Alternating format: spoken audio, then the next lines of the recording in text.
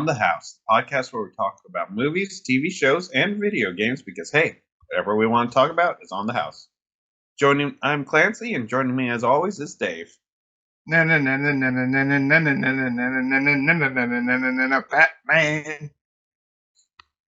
I knew you were going to do that. I don't know how, but I just knew you were going to do that. Psychic. So now's about time to tell you we're actually recording the Texas Chainsaw one, right? No, we're not. We're doing the Batman one, folks. Yes, the Batman, not to be confused by Batman, starring Michael Keaton, or Batman Begins. This is the latest reboot. And not to be confused with Batman, the. Yes, that's an entirely different movie. It's like, I don't know how they worked the rhinoceros into that plot, but they certainly did. It was weird. I'm just realizing now it's a subgenre for sequels and reboots to just add a the. Yes, it is. Coming in 2035, The Halloween. But yes, folks, the Batman, the latest in the long line of DC kinda rebooted DC Universe, kinda not films. I mean, this was supposed to be the solo Ben Affleck Batman movie, but then everything happened with Justice League as it did, and then he didn't want to be in the role anymore. And so, but they still know Batman movies make money, so they allowed Matt Reeves to have his own continuity. And at this point, I've given up on just trying to link them together with continuity. They're their own things now, good or bad. Yes, exactly. Especially with, it looks like how the Flash movie is going to be bringing in the multiple Earths of the DC universe and whatnot. So I feel like continuity with the DC films are just kind of like, eh. So long as it makes sense movie to movie, we're good. I mean, if an element of a movie is positively received, it'll be retained, but exactly. But yes, the Batman, as Dave mentioned, there was a lot of behind-the-scenes drama with this one. Originally supposed to star Ben Affleck, but it now features the former Edward Collins, who has been doing everything in his power to make people forget that Twilight was ever a thing. Robert Pattinson. Honestly, I think over the past few years, we've completed the redemption arcs for the careers of the main Twilight trio. I mean, for me, it's just kind of, those were films that existed. I mean, I fully admit I got into the whole bashing on Twilight train. Part of that had to do with the first film was actually filmed at my high school.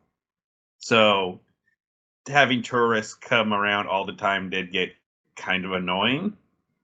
But it's like I don't have any teenage girls in my life. I don't have to watch or think about those movies if I don't want to.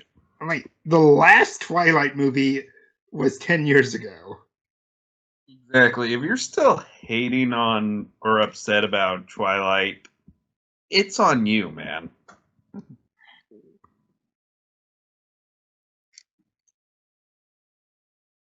But anyways, we're several minutes in and we barely talked about the Batman. So the best way I would describe this film is several key Batman comic books, 70s noir films meets Seven.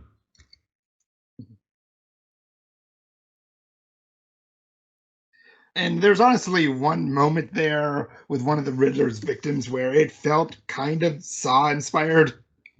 Yeah, I was going to say, for the people who always wanted the Riddler to be like Jigsaw from Saw, you definitely got that here. It's not super gory or anything. It's definitely a PG-13 movie, but it's definitely gives those people what they wanted. Like I remember hearing a rumor long ago in between The Dark Knight and Dark Knight Rises that one of the villains being considered for a third Nolan movie was Riddler, and I heard the person being considered was Leonardo DiCaprio. I've heard that. I mean, that's kind of up there with at one point Robin Williams was considered for the Riddler, but this was when Burton was going to direct the third film. I would have wanted to see that actually. Yeah, it's kind of one of those curious parallel universes. I mean, we could do a whole nother podcast on Batman films and ideas that almost happen. But for this film, I'd say what they did with the Riddler certainly works for the film. I mean, I'll just come out and say it. The Riddler has never been one of my favorite Batman villains. But I'm gonna say, out of all the Batman villains that had been used in a prior movie, Riddler was actually one I was hoping to see used again, and because I do think there's more to him that you could do with than just friggin' Joker again. But you mean his buffoonery, as Tommy Lee Jones put it? I guess. Yeah, he was definitely just the Riddler again. I mean, sorry, he was just the Joker again. Mm-hmm.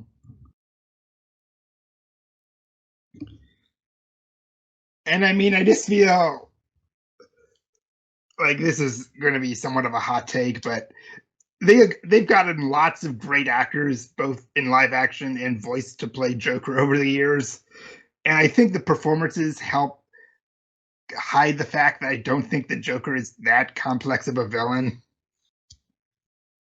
The Joker is, you can make him as complex or uncomplex as you want him to be. Is how it works. I mean, there was a story I did that there were multiple Jokers running around that really didn't deliver, but it's certainly an idea. And I would say this is probably the first Batman film in a long while where the villain did not outshine Batman. Yeah, I would definitely agree with that. I mean, I would say, well, the Riddler is certainly a presence throughout this film and kind of the driving force. He's in Unlike, surprisingly little of the movie. yeah, and it's like you're not constantly wondering what's he doing next, It's not, can we hurry up and get to the next Riddler film?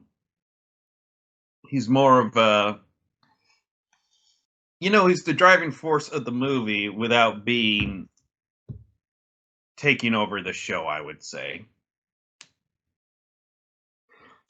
Like I was almost wondering at first if maybe they were just going to like not defeat him in this one and save a proper confrontation for a sequel, but no, there is a encounter between the two in the final hour of the movie. Mm-hmm. Which I will say, for how they handled it's like they did the Riddler the best they could in order to give him a climactic fight while also keeping true to this version of the character. Well, actually, and we'll elaborate this when we do the spoiler section. This is like maybe the first Batman movie that doesn't have a fight between Batman and the main villain in the climax. Yeah, that's, like I said, we'll get into it a little bit more. Mm-hmm.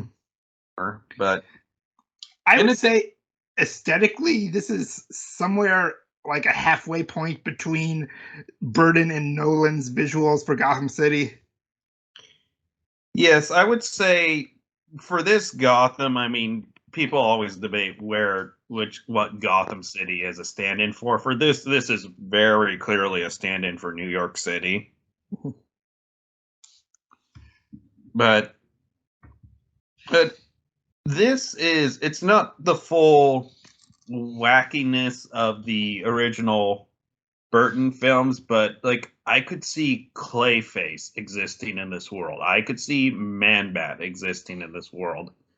I definitely could see a good version of Bane existing in this world. We'll get into that a bit later. Like, part of me was worried that they were doing something like the Nolan films did, where we wouldn't be allowed to have some of the more fantastical villains, like because they just have Riddler, who's a guy, Penguin, who's just a guy, and Catwoman, who's just combat trained. And Yeah, yeah, bring Clayface into this. I want to see him. yeah, it's like I definitely want to see the Batman villains that we haven't gotten before, you know? Yeah, I think we disagree on this one, but hell, I'd want to see them try Scarface. You know, I could see Scarface working as like a secondary villain, like Penguin was in this. Mhm, I don't think Scarface would work as the main villain, just mhm, personal opinion. mhm. Though speaking of Penguin, like I thought, like first off, you barely recognize Colin Farrell in this role. They did such a decent job with the makeup on him. But I thought this was as close to an accurate Penguin as you will ever get. I mean, I love Danny DeVito in Batman Returns, but we all know that is not a accurate Penguin at all. They just wrote Killer Croc and called him Penguin. More or less, yeah, that's a pretty good analogy for it.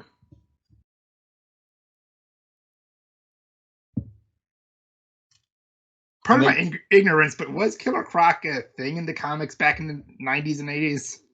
yeah, Keller Croc, he debuted after Spider-Man's The Lizard, Mhm, but I want to say he was like the 70s was his mhm, first appearance. Don't quote me on that. It was either the 60s or 70s. It was after The Lizard.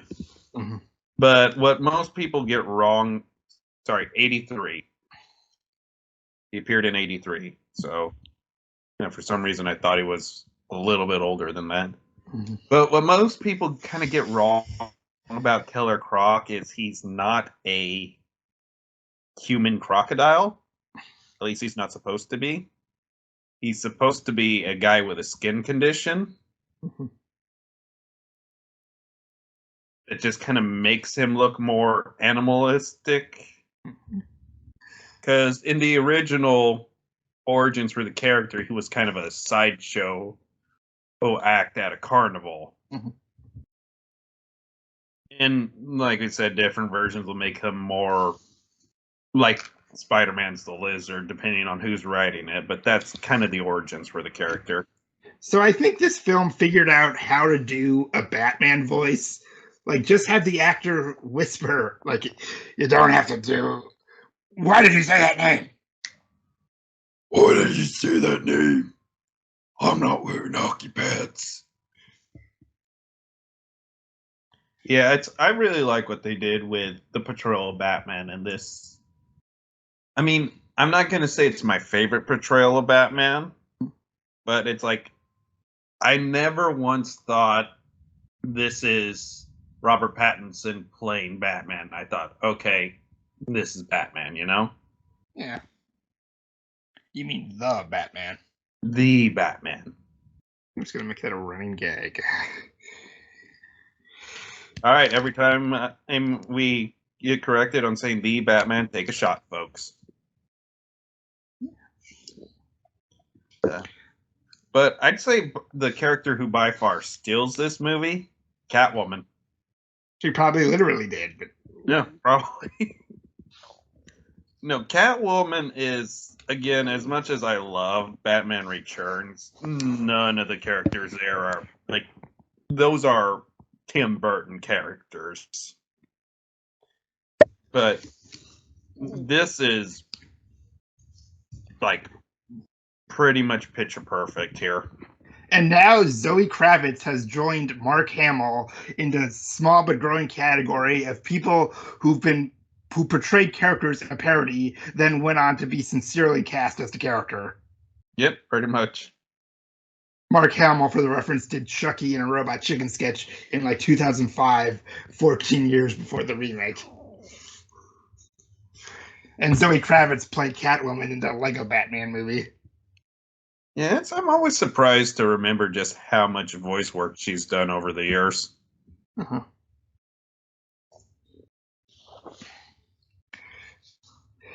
Like, ironically, I think except for her own movie, they've consistently casted Catwoman good. Like Michelle Pfeiffer, Anne Hathaway, Zoe Kravitz, they've all each of their portrayals has qualities worth mentioning. Yeah, I'd even say the Halle Berry Catwoman movie. The casting's not bad. It's just Yeah, I mean Halle Berry's great. everything Just else with that movie. like just the sheer number of camera movements.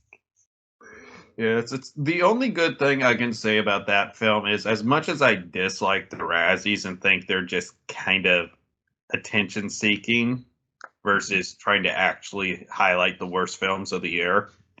Mhm. Her coming out and accepting that award is like that is gold. Yeah.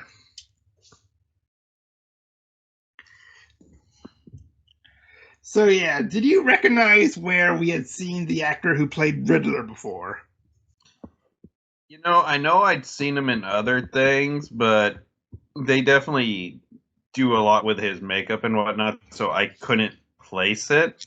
Well, do you remember that Hugh Jackman movie, Prisoners? Yeah. He was the guy Hugh Jackman took Oh, hostage. oh, yeah. It almost looks like he's wearing the same glasses his character in that movie had. Oh man, that's like that clicks. Wow, good call. But yeah, for the limited amount of time Riddler gets, he leaves a memorable performance, and I hope they manage to work him into the sequel, even if he's not the main threat anymore. And to make this portrayal unique, besides just making him a full-on serial killer, he's a live streamer too. Yeah, yeah, that's definitely. I mean, we'll definitely now that we're kind of getting into the story elements, we're not going to go too spoiler heavy in this particular section of the podcast so that people can go in blind. I mean, personally speaking, for me, I watched the first trailer for this movie and then I didn't watch any more. So this was as close as I could go into a film with zero knowledge in, which really kind of made it for a fun experience for me. When you said first trailer, did you mean the one that came out in 2020? I forget, but the first like you saw Riddler was going to be the villain and stuff like that.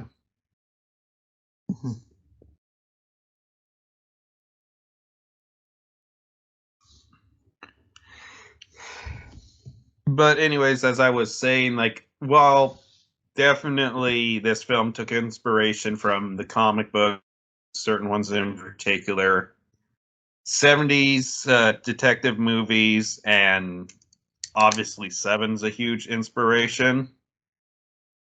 This film really got kind of the feel for Batman from the Arkham games. Like some of the beatdown scenes are straight up combos you could do in Arkham City. In hindsight, I felt the action was some of the weaker parts of the Nolan movies, but here they make the scenes fit the character, and moments like the part where he's just running down the hallway and getting shot at, and the bullets are no selling. Yeah, it's like the the scene in question kind of reminded me of Daredevil season 1, the hallway fight, where it's you're just seeing like this force of nature almost coming down and mowing people over. Obviously, he's not literally mowing them over. These characters don't kill, but Which why not? But also, we got to be thankful for one thing this movie didn't do. We did not have to watch the fucking parents die again. hallelujah. No, this is not another origin story where this is, they flat out say, this is year 2 of Batman in Gotham. So he's established. The police don't like him, but there's but the honest cops are starting to see the good in that he can do for them. His relationship with Gordon is established, which props to the guy who played Gordon. I thought he did an amazing job. And also, props to Andy Serkis. I liked him as Alfred. Yeah, I did too. I mean, I definitely would like to see more of him next time around. But I do like that they established well, Alfred is not the only housekeeper at Gotham Manor. I think this is the first time they made Bruce's estate be like just in the middle of the city, as opposed to the other movies that would make it like outside of the main part of Gotham. Yeah, it's like they kind of did that with like the Dark Knight and whatnot, where he'll have like a penthouse. Mhm. So it definitely worked for this. Mhm. But one of the things I love about this movie is it's an actual detective story. Even though we know it's Riddler from the beginning, we're just trying to figure out what his plan is and what's going on with the Gotham underground crime lords. hmm Yeah, it's a detective story, not so much in we know who the killer is, but why are they doing this? Like, And did you it's think there was going to be some kind of surprise, like facial damage when we finally saw Riddler's face, or I didn't personally. I mean, I thought briefly because they kind of alluded to a different character that they might do like a combo of two characters, but like that was more of me catching references and getting thrown off a little bit. Mhm. But yeah, I kind of like this trope now where you make, and a lot of horror films do this, where you make a big deal of not showing the villain's face or covering it with a mask, and when you finally see it, it's just a normal guy. Yeah.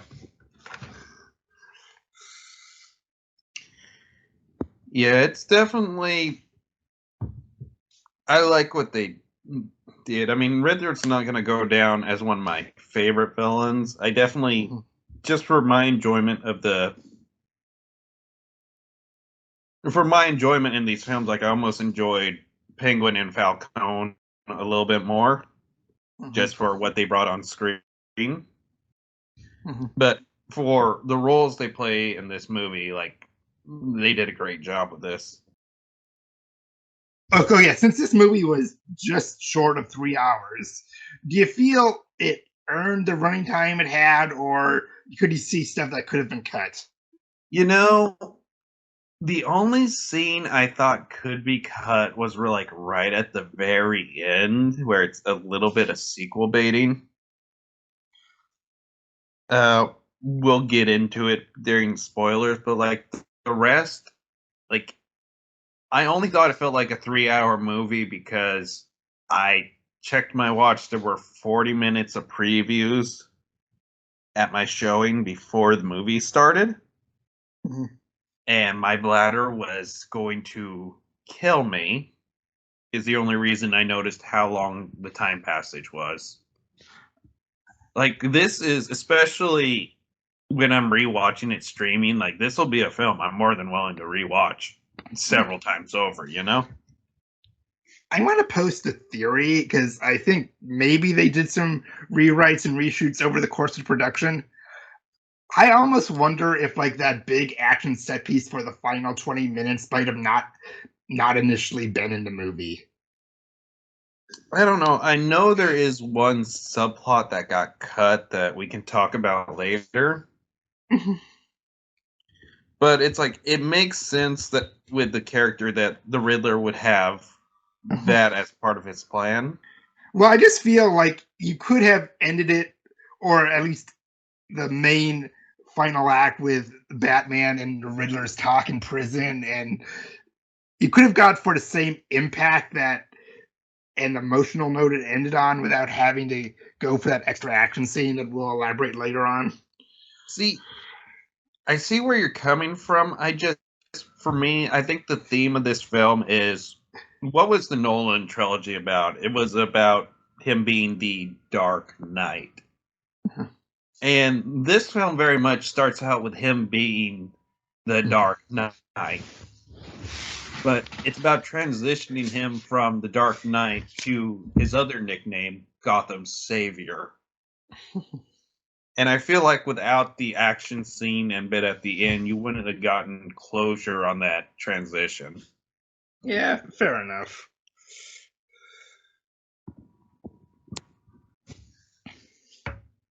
I mean, it's just that the thing that the final action scene involves, it's only alluded to so briefly that I felt like it could have been something they retroactively added later. I mean, I can certainly, if it turns out to be the case, I could see it happening. Mm-hmm. But I don't know. I felt it needed to be in there for the themes of the movie, you know? Mm-hmm.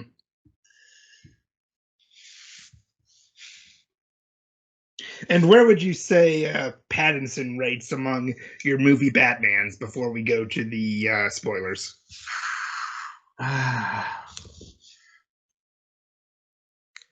don't know. It kind of just depends. I'm going to have to see the film a few more times to kind of not have the nostalgia for Keaton and not Nolan, but Bale. Bale. Thank you. I don't know why I was blanking on his name. Mm-hmm. Though for me, so a lot of the times Bale felt like Bruce Wayne more than he did Batman. So I feel like as a pure Batman, I like this version a bit better, but as the overall character, I kind of have to go back and forth on it, you Oh, know? this is undeniably the Batman film where he's in the costume the most. Oh, unquestionably. Like, this very much takes the approach of the character that Bruce Wayne is the mask, and he just does the bare minimum to exist. Uh, the thing is, like, I kind of like that about Bale's portrayal, and Affleck never really got a shot, so I can't really don't know where to place him Batman wise. Yeah, for Affleck, it's very much. I feel bad for him because I know how big of a fan of the character he is, just based on interviews and whatnot. So it's like I wish he had gotten his chance to make his film, but that's one of those parallel universe movies, you know? And the funny thing is, like, as much as we hate on Batman and Robin, like, if the idea of George Clooney as Batman makes perfect sense to me. No, it does make perfect sense. It's just it didn't. Like, I don't know. I feel like enough time has passed with Batman and Robin where the hate for it's kind of died down. It's like we've had 3 reboots since then. So it's like I have a hard time getting upset over it Yeah, anymore, you know? I never really had the malice towards those movies. Like,